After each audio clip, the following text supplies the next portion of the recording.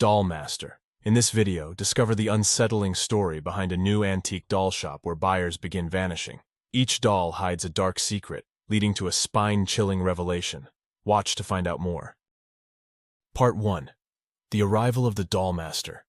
You wouldn't believe it unless you saw it with your own eyes. But this town, our town, had changed overnight.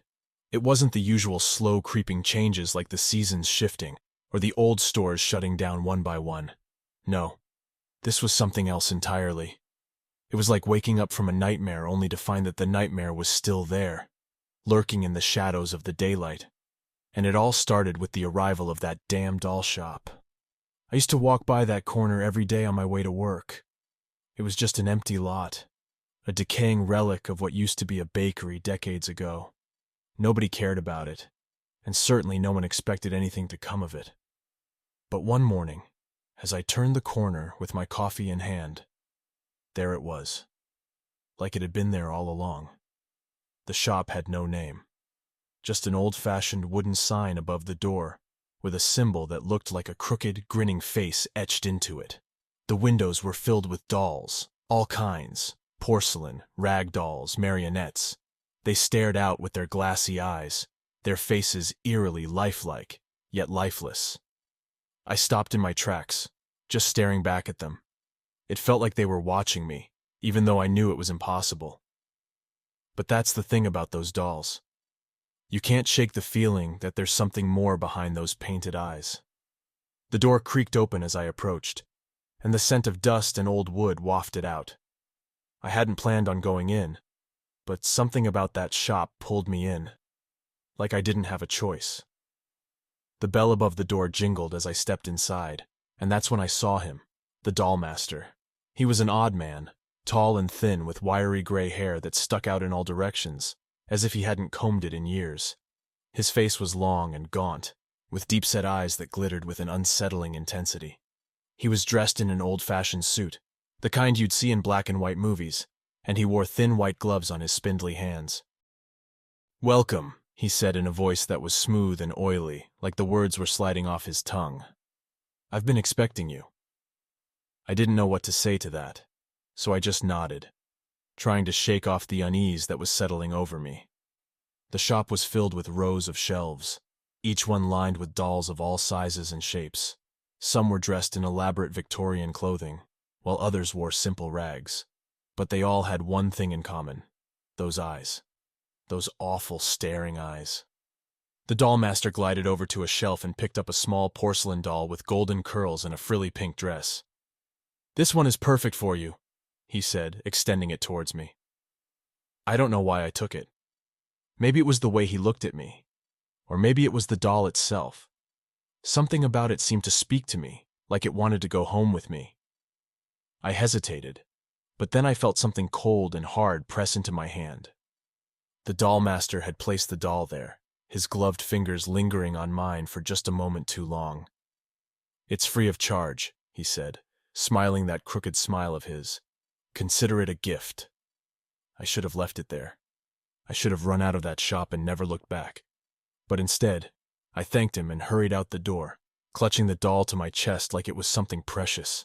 The bell jingled as the door closed behind me, and I could have sworn I heard him whisper something just before it shut. But when I turned around, the street was empty, and the shop was silent. That night I placed the doll on my dresser, not thinking much of it. I went about my evening as usual, made dinner, watched some TV, and finally crawled into bed. But as I lay there in the dark, I couldn't shake the feeling that something was wrong. I tried to ignore it, but every time I closed my eyes, I felt like I was being watched. I turned on the bedside lamp, casting a dim light across the room, and there she was, the doll, sitting on the dresser, her glassy eyes fixed on me. I stared back at her, my heart pounding in my chest. It was ridiculous, I told myself. It was just a doll. But the longer I looked, the more unnerved I became. I could have sworn her eyes had shifted slightly, like she had moved just the tiniest bit. I shook my head, trying to dismiss the thought, but it gnawed at me, refusing to let go. Sleep didn't come easily that night. I tossed and turned, and every time I drifted off, I'd jolt awake, certain that something was in the room with me.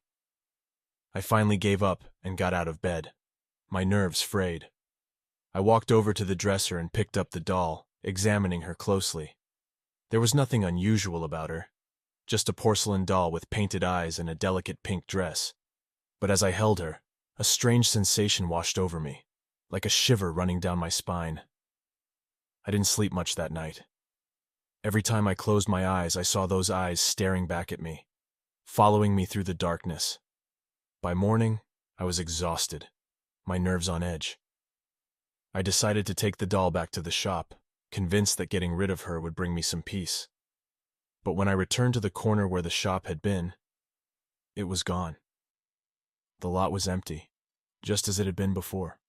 The sign, the dolls, the doll master. All of it had vanished as if it had never existed.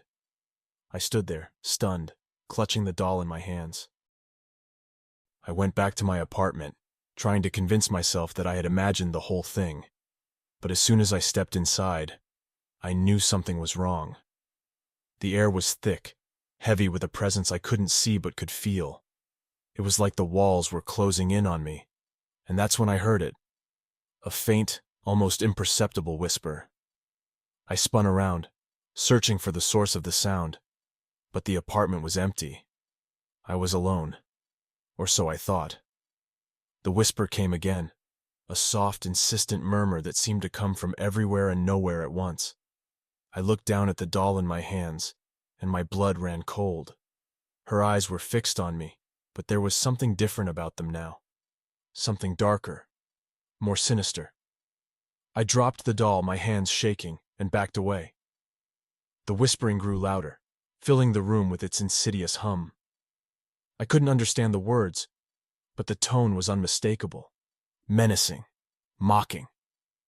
I stumbled out of the apartment, leaving the doll behind, and ran down the stairs, not stopping until I was outside, gasping for breath.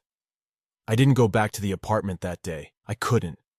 I wandered the streets, trying to clear my head. But the feeling of being watched never left me. Every time I turned a corner, I felt eyes on my back, and every time I stopped to look, there was nothing there. But I knew with a bone-deep certainty, that I wasn't alone. That night I checked into a motel, hoping that a change of scenery would help. But the whispering followed me there too. It started as soon as I turned out the lights, a low, sibilant hiss that seemed to come from the corners of the room. I covered my ears, but it didn't stop. It just grew louder, more insistent, until it was all I could hear. And then, just when I thought I couldn't take it anymore, the whispering stopped. The room fell silent, and for a moment I thought it was over. But then I felt it. A cold hand on my shoulder, fingers pressing into my skin with a grip that was both gentle and terrifying. I froze, too scared to move, too scared to breathe. I turned slowly, my heart pounding in my chest, and there she was, the doll, sitting on the bed beside me, her eyes locked onto mine. I didn't bring her with me. I had left her in the apartment, but somehow, she had found me. I scrambled out of bed, my mind racing. How was this possible? How could she be here? I didn't have time to think about it. All I knew was that I had to get out, had to get away from her. I grabbed my things and ran out of the motel, not stopping until I was back on the street, the night air cold against my skin. But no matter where I went, I couldn't escape her. The doll was always there, always watching.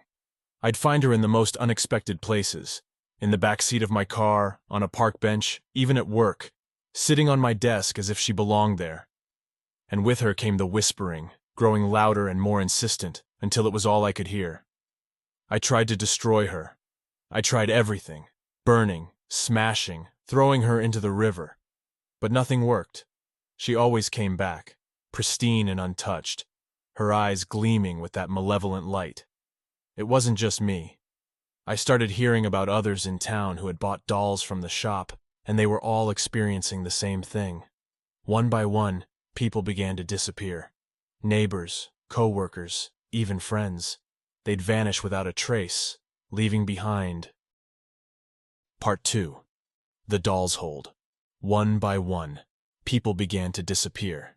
Neighbors, coworkers, even friends. They'd vanish without a trace, leaving behind nothing but those damned dolls, each one sitting in their now empty homes with a lifeless gaze. The town was gripped by a creeping dread, an unspoken fear that settled over us like a thick fog. It was as if the air itself was poisoned, heavy with the weight of all those missing. And yet no one dared to speak about it openly, as if acknowledging the truth would make it all too real. It wasn't long before I found myself withdrawing from the world. I stopped going to work, stopped answering calls from friends, and spent my days barricaded in my apartment, the curtains drawn tight to keep out the prying eyes I was certain were watching me. The doll, my doll, was always there, no matter where I tried to hide her. I'd shove her into a closet, lock her in a drawer, or even throw her out with the trash, but she always returned, appearing in the most unlikely places, her eyes never leaving me. The whispering had become a constant presence in my life, a background noise that never ceased, growing louder with each passing day. It was as if the doll was trying to communicate with me, but I couldn't understand her, couldn't decipher the maddening whispers that filled my mind. They wormed their way into my thoughts, twisting and distorting them until I could no longer trust my own senses. I was losing myself, slipping away into a darkness that I couldn't escape. Sleep became impossible. Every time I closed my eyes, I'd see her, her eyes, wide and unblinking, staring into my soul. I tried to fight it, to resist the pull she had on me, but it was no use. The more I struggled, the stronger her hold became, until I was completely at her mercy. And then, just when I thought I couldn't take it anymore, I received a message. It was a plain envelope, slipped under my door in the dead of night. No name, no return address, just a single piece of paper folded inside. The handwriting was jagged and uneven, as if written in haste. Meet me at the old church at midnight. There's a way out. I stared at the note, my hands trembling. It felt like a lifeline, something to hold on to in the midst of the madness. I didn't know who had sent it or if I could trust them, but I was desperate. If there was even a chance of escaping this nightmare, I had to take it. The old church was on the outskirts of town, abandoned for years and left to decay in the woods.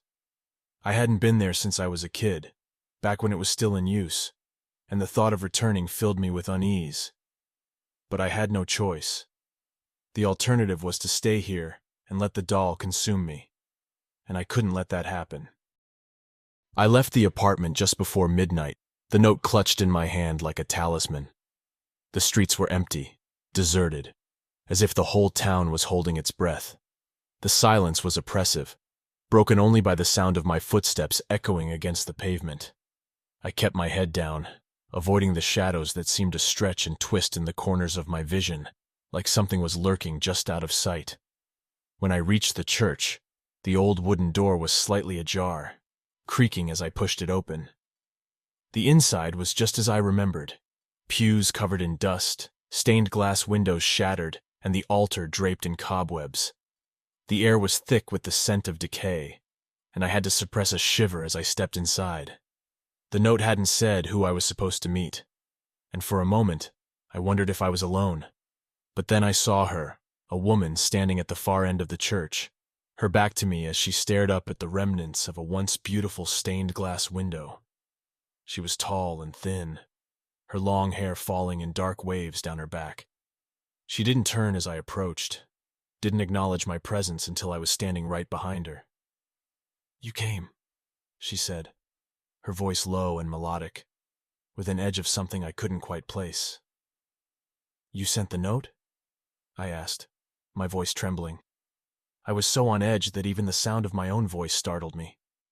She nodded slowly, still not turning to face me. "You've been marked," she said, her tone matter-of-fact, as if she were discussing the weather. "Just like the others." "The others?" I echoed, my heart sinking. "You mean the people who've disappeared?" She finally turned then, and I recoiled involuntarily. Her face was pale, almost ghostly, with hollow cheeks and dark circles under her eyes. She looked like she hadn't slept in days, maybe weeks. But it was her eyes that unnerved me the most. They were wide and intense, like she had seen things that no one should ever see. "They're gone," she said softly, almost mournfully. "Taken by the dollmaster." My blood ran cold at the mention of his name. "Who is he?" I asked, my voice barely above a whisper. "What does he want?" "He's the one who made the dolls," she replied, her voice hollow. "He uses them to watch us, to control us. Once you bring one into your home, you're his.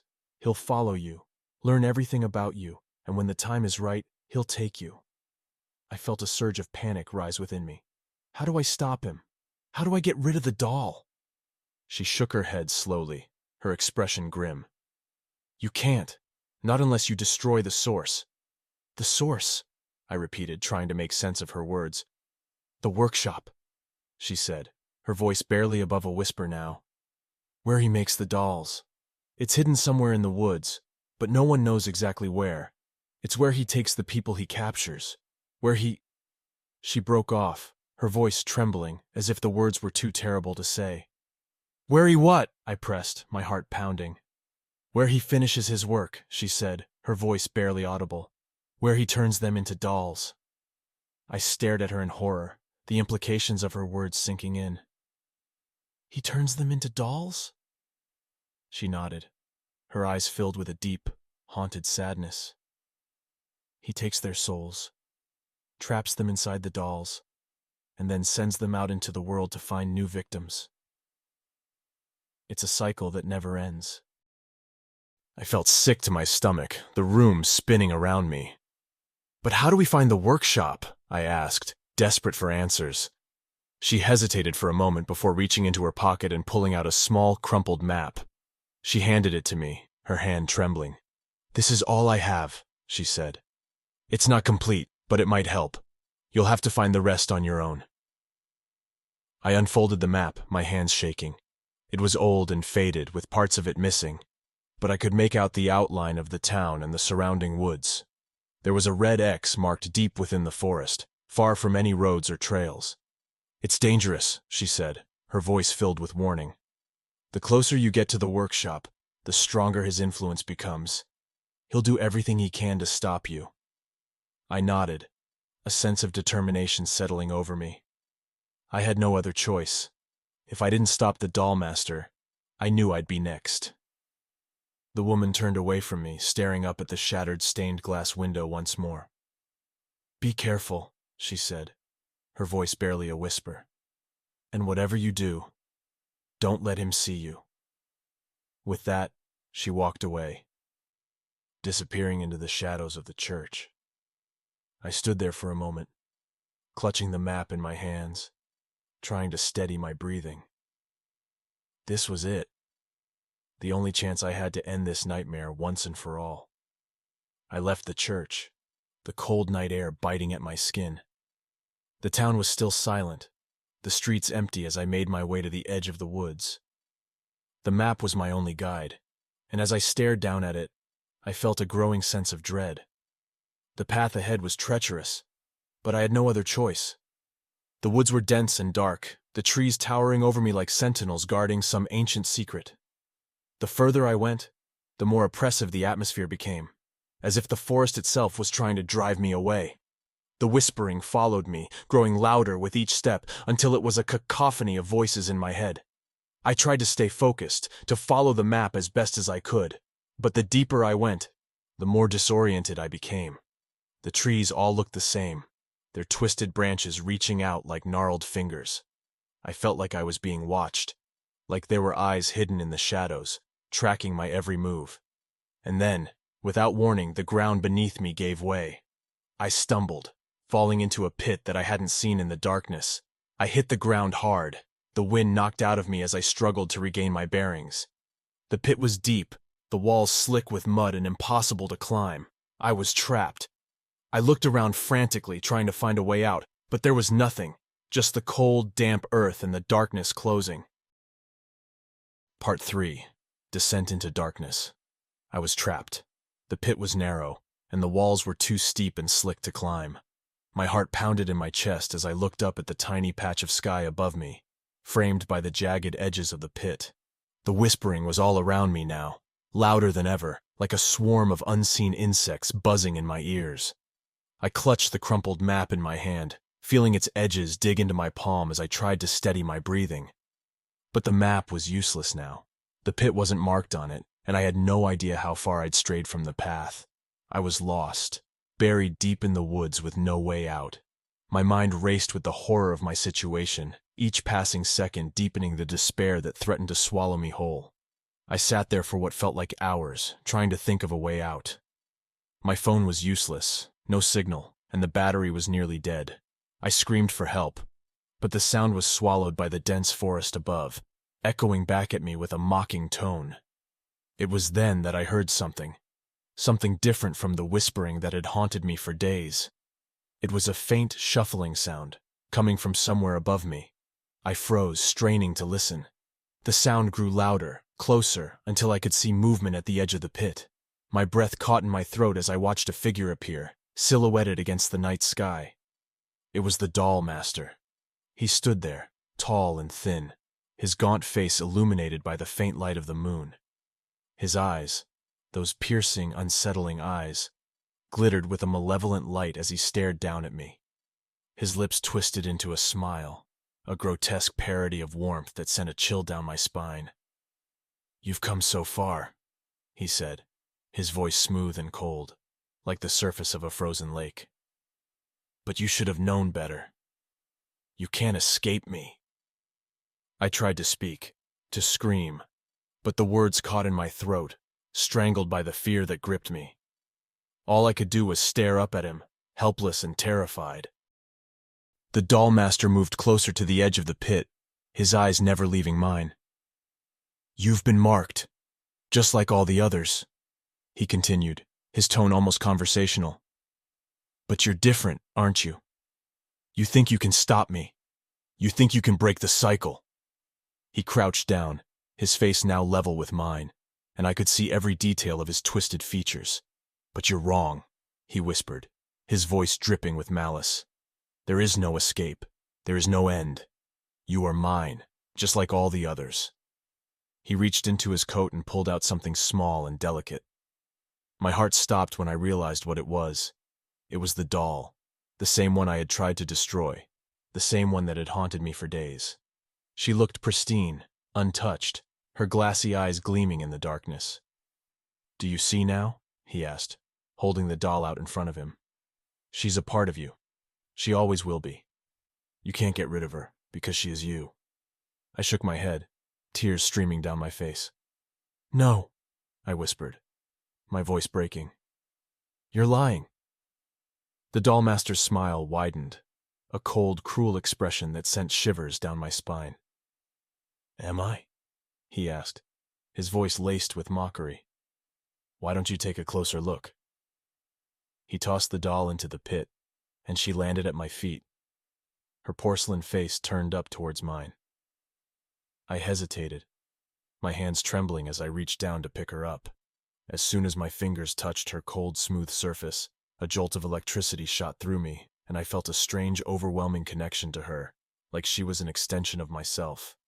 I turned the doll over in my hands, my heart pounding in my chest. And then I saw it. The back of her head was engraved with a small, intricate symbol, one that I recognized immediately. It was the same symbol that had been etched into the sign above the dollmaster's shop, the same crooked, grinning face that had lured me in. My breath caught in my throat as the realization hit me like a freight train. The doll wasn't just an object.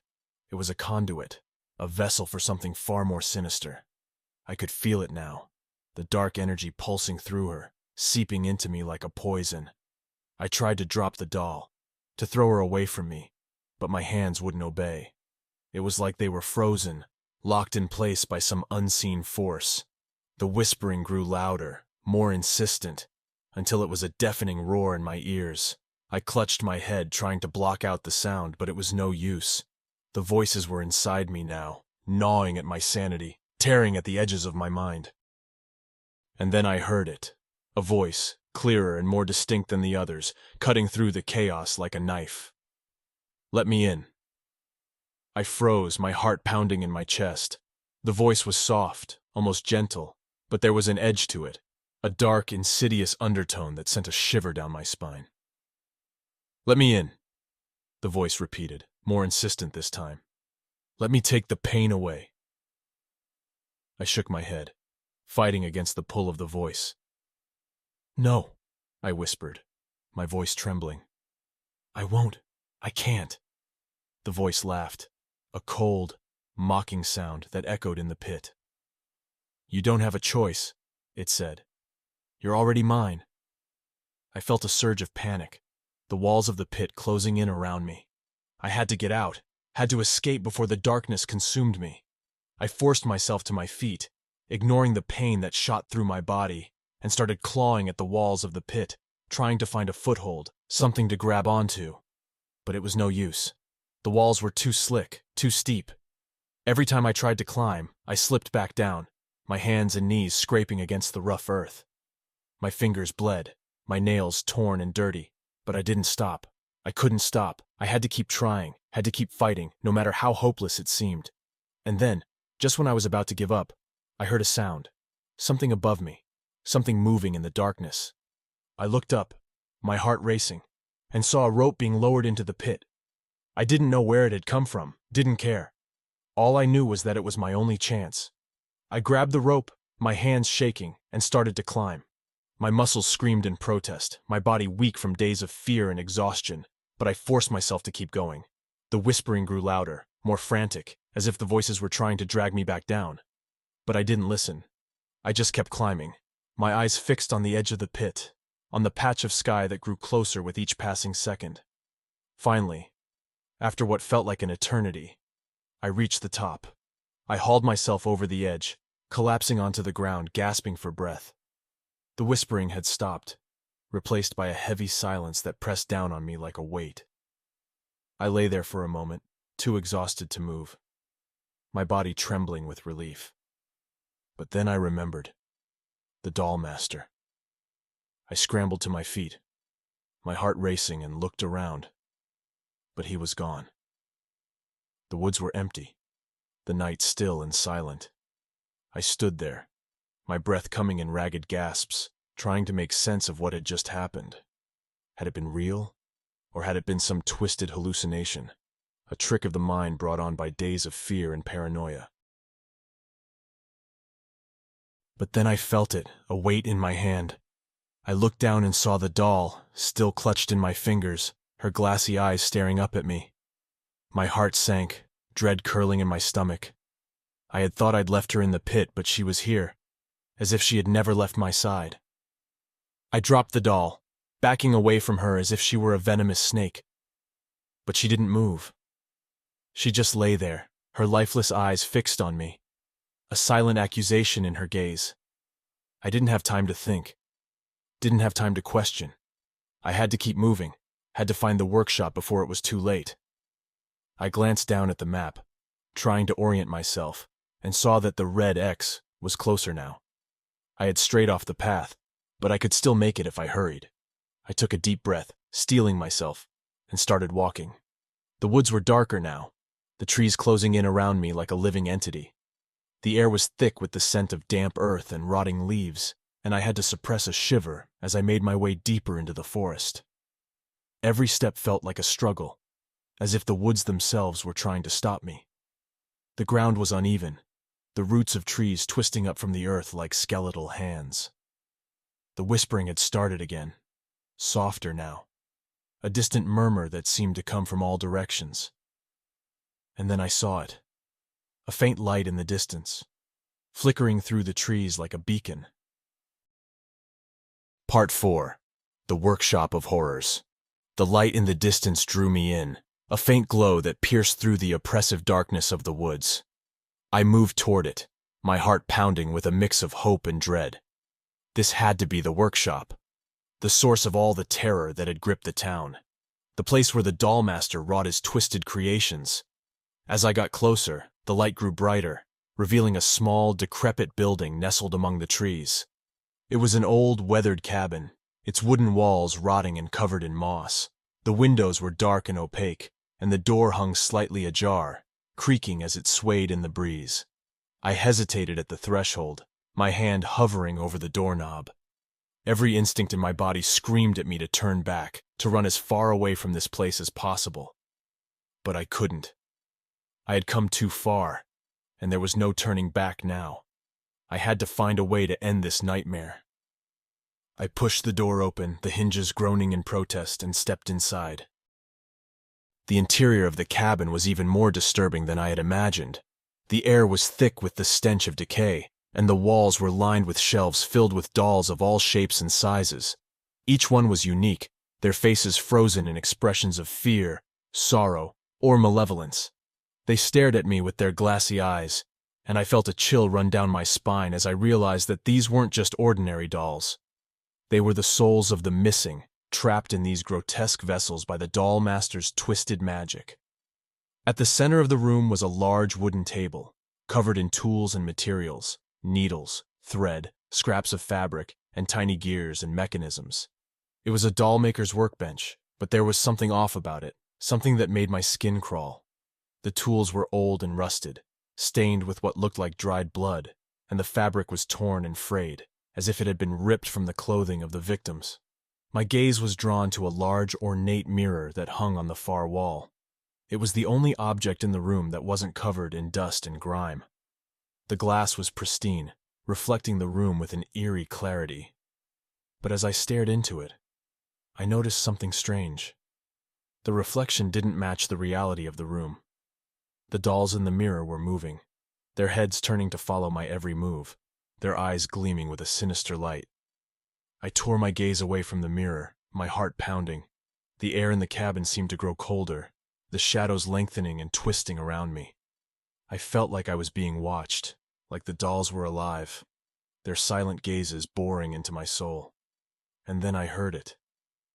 The faint sound of footsteps, coming from somewhere deeper within the cabin. I froze, my breath catching in my throat. The footsteps were slow and deliberate, growing louder with each passing second. Someone, or something, was coming. I frantically looked around the room, searching for a place to hide. There was a small door at the back of the cabin, partially hidden behind a shelf of dolls. I moved quickly, trying to stay as quiet as possible, and slipped through the door just as the footsteps reached the main room. I found myself in a narrow hallway, the walls lined with more shelves, more dolls. The air was thick with dust, and I had to stifle a cough as I crept down the hall, my footsteps muffled by the worn, threadbare carpet. The hallway seemed to stretch on forever, the flickering light at the end of it growing dimmer with each step. Finally, I reached the end of the hall and found myself standing before another door, this one heavy and reinforced with iron bands. I hesitated for a moment, my hand on the doorknob, before slowly pushing it open. The room beyond was large and dimly lit, the only light coming from a single flickering bulb hanging from the ceiling. The walls were covered in tattered curtains, and the floor was littered with broken doll parts, arms, legs, heads, all scattered haphazardly across the room. But what drew my attention was the figure standing in the center of the room. It was the doll master. He stood with his back to me, his tall, thin frame hunched over a table. He was working on something, his hands moving with a precision that was almost mechanical.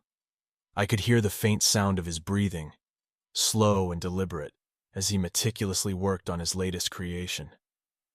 I moved closer, trying to stay silent, but the floor creaked under my weight, and the doll master froze. He didn't turn around, didn't move, but I could feel his eyes on me, as if he could see me without even looking. "I knew you would come," he said, his voice low and calm. "You're not like the others. You're stronger, more determined. But you're also a fool." He turned around slowly, his eyes locking onto mine. There was something different about him now, something more terrifying than before. His eyes were darker, deeper, as if they were bottomless pits of shadow that threatened to consume me. His smile was gone, replaced by a cold, calculating expression. "You think you can stop me?" he asked, his voice laced with amusement. "You think you can destroy what I've created?" I didn't answer. I couldn't. The fear had taken hold of me, paralyzing me as I stood there, unable to move, unable to speak. The dollmaster took a step toward me, his presence overwhelming, suffocating. "You've seen my work," he said, gesturing to the dolls that lined the walls. "Each one is a masterpiece, a soul captured and preserved for eternity. They serve me, and through them, I see everything. I know everything." He moved closer, his eyes never leaving mine. "And now, you will join them." I backed away, my heart pounding in my chest. I had to do something, had to find a way to fight back. But the doll master was too powerful, too in control. There was no escape, no way out. And then I saw it. A glint of metal on the workbench behind him. It was a pair of scissors, old and rusted, but sharp enough to do damage. I glanced at the doll master, trying to gauge his movements, trying to find an opening. He seemed to sense my thoughts, his smile returning as he watched me. "Go ahead," he said, his voice taunting. "Try to fight me. See how far you get." I didn't think. I just acted. I lunged for the scissors, my fingers closing around the cold metal. The doll master moved quickly, faster than I had anticipated, his hand lashing out to grab my wrist. His grip was like iron, unyielding and cold, and I gasped in pain as he twisted my arm, forcing me to drop the scissors. "You're weak," he hissed, his face inches from mine, just like the others. I struggled against him, but it was no use. He was too strong, his grip unbreakable. I could feel his cold breath on my skin, his eyes boring into mine with a malevolent intensity. And then, without warning, he shoved me backward. I stumbled, falling to the ground, my head slamming against the cold, hard floor. My vision blurred, the room spinning around me as I struggled to stay conscious. The doll master loomed over me, his shadow stretching across the room like a dark cloud. "You will be mine," he said, his voice soft and cold. "You will become my greatest creation." I tried to move, to get up, but my body wouldn't respond. The world was slipping away, the edges of my vision darkening as the doll master's voice filled my mind, drowning out all other thoughts. "Let me in," the voice whispered, echoing in the depths of my consciousness. "Let me take the pain away." I fought against it, trying to hold on to myself, but it was no use. The darkness was closing in, consuming me, dragging me down into its depths. And then, just as I was about to surrender, I felt something warm and soft, brushing against my hand. I blinked, my vision clearing slightly, and saw the doll lying next to me, her tiny hand resting on mine. She was different now. Her eyes were no longer cold and lifeless. They were bright, filled with an emotion I couldn't quite place. It was as if she was trying to communicate with me, trying to reach out to me. "Help me," the voice whispered. But this time it was different. It wasn't the doll master's voice. It was hers. The realization hit me like a bolt of lightning. The dolls weren't just vessels. They were prisons, and the souls trapped inside them were still alive, still conscious, crying out for help. I looked up at the doll master, his face twisted in a mask of rage as he realized what was happening. I could feel the doll's warmth spreading through me, strengthening me, pushing back the darkness that had threatened to consume me. With a surge of strength I didn't know I had, I grabbed the doll and clutched her to my chest. The doll master snarled, his eyes blazing with fury as he lunged at me, but it was too late. The doll's light flared, blindingly bright, filling the room with a warmth that drove back the shadows. The doll master screamed, a sound of pure rage and anguish. Part 6. The Final Confrontation. The doll master's scream cut through the air like a knife, a guttural, inhuman sound that reverberated through the cavernous chamber. The light from the doll, the one I had left behind, grew brighter and stronger, pushing back the shadows that had threatened to consume me. I watched, stunned, as the doll master staggered backward, his once imposing figure crumbling under the assault of the light. His face, twisted in a grotesque mask of fury and fear, seemed to melt away, revealing something darker, something inhuman. The flesh peeled back, revealing a face made not of skin, but of a dark, twisted amalgamation of wood, metal, and something that looked like sinew. It was as if the doll master himself was one of his own creations, a puppet masquerading as a man. The realization hit me like a freight train. The doll master was not entirely human. He was a creature of darkness, born from the same malevolent force that had trapped the souls of the innocent within the dolls. He was the architect of this twisted nightmare. And now, as the light from the doll grew stronger, his power was crumbling. The chamber was filled with the sound of cracking wood and grinding metal as the doll master's body began to fall apart. He stumbled, clutching at his face, his hands now twisted claws of dark wood. His eyes, once cold and calculating, were now wild with panic as he realized that his reign of terror was coming to an end. "No!" he howled, his voice a mixture of rage and despair. "This cannot be! I am eternal! I am—" His words were cut off as the light from the doll flared again, blindingly bright, and the doll master let out one final, agonized scream. The shadows around him writhed and twisted as if trying to escape the light, but it was no use. The darkness was being driven back, consumed by the golden glow that now filled the chamber. And then, with a sound like shattering glass, the doll master's body crumbled into a pile of splintered wood and twisted metal. The light from the doll pulsed once, twice, and then faded, leaving the chamber in a strange, peaceful silence. For a moment I just lay there, too stunned to move. My head throbbed from where I had hit it, and my body ached from the force of the blast. But I was alive. The doll master was gone, his power shattered by the very creations he had sought to control. I slowly pushed myself up, wincing as pain shot through my limbs. The chamber was still and quiet, the air no longer heavy with the scent of decay and damp stone. The oppressive darkness that had filled the room was gone, replaced by a soft, golden light that seemed to emanate from the very walls. I looked down at the pile of splintered wood and metal that had once been the doll master, half expecting him to rise again, to resume his reign of terror. But there was nothing left of him now, nothing but broken pieces and the faint echo of his final scream. And then I heard it, a faint melodic chime, like the sound of a music box. I turned toward the sound and saw the doll, the one that had saved me, standing in the center of the room. Her eyes, once so full of life and warmth, were now dull and lifeless, but there was a piece to her that hadn't been there before. She had sacrificed herself to stop the doll master, to free the souls that had been trapped within his twisted creations. I felt a lump rise in my throat as I approached her, my heart heavy with a mix of grief and gratitude. I knelt down beside her, reaching out to touch her tiny hand. It was cold now, no longer warm and alive like it had been before, but I could feel the faintest echo of the light she had brought into the world. I closed my eyes, a tear slipping down my cheek, and whispered a quiet thank you. The music box chime faded, leaving the chamber in silence once more. I stood up, my legs trembling, and took a deep breath. The air was clean and fresh now, free from the stench of decay that had filled the workshop. I looked around the room, taking in the shelves of dolls, their eyes now closed in peaceful slumber. The souls that had been trapped within them were free, their torment at an end. I knew it was over. The doll master was gone, his power broken, and the town would be safe once more. But as I turned to leave the chamber, something caught my eye.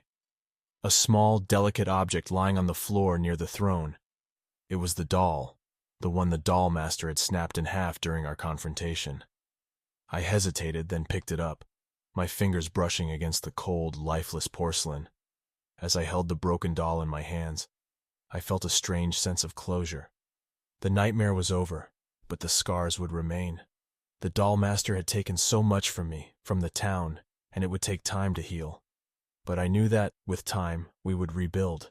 We would move forward. I walked slowly out of the chamber, leaving the broken pieces of the doll master behind. The corridors of the workshop were no longer dark and foreboding. They were bathed in a soft golden light that guided my way out. As I stepped out into the cool night air, I took a deep breath, feeling the weight of the past few days lift from my shoulders. The town was quiet, peaceful, as if it had been cleansed of the darkness that had haunted it for so long. I knew that the people who had disappeared were gone forever, their souls at rest, but their memory would live on. I looked down at the broken doll in my hands, feeling a pang of sorrow for all that had been lost. But as I stood there, under the light of the full moon, I also felt a sense of hope. The Dollmaster's reign of terror was over, and the town could finally begin to heal. I turned and walked away from the workshop, leaving the nightmare behind. The road ahead was long, and there would be many challenges to face, but I knew that I wasn't alone. The light that had saved me, the light of hope, of defiance, would guide me forward, even in the darkest of times. And as I walked, I felt a warmth in my heart, a warmth that told me that, no matter what lay ahead, I would face it with courage and strength. The Dollmaster was gone, but the light remained, a beacon of hope in a world that had been shrouded in darkness for far too long. And with that light, I knew we would find our way.